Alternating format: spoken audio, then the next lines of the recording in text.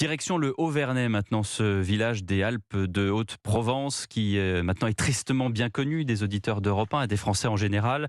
C'est la Kémil, 2 ans et demi, a disparu, s'est volatilisée du domicile de ses grands-parents depuis maintenant plus de 72 heures. Frédéric Michel est sur place depuis samedi. Bonjour Frédéric. Bonjour. Et malheureusement, toujours rien de nouveau. Non, malheureusement, la disparition d'Émile reste toujours inexpliquée. Ce matin, les fouilles se poursuivent.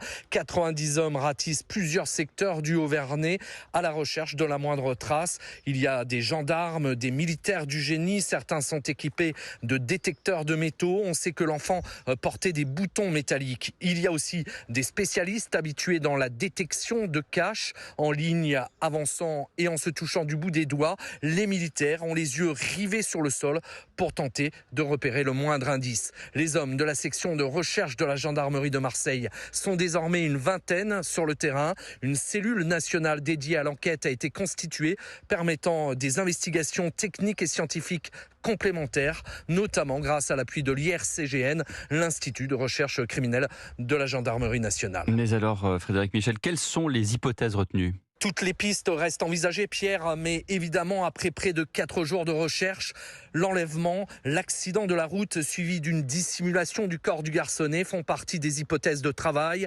L'enquête, et c'est normal dans ce type de disparition inquiétante, s'intéresse aussi à l'environnement familial. Les 25 habitants présents dans le hameau du Haut-Vernay le jour de la disparition d'Émile ont tous été interrogés. La famille également, et la téléphonie est en cours d'analyse. Merci Frédéric Michel, envoyé spécial d'Europe 1 au Haut-Vernay dans les Alpes de Haute-Provence.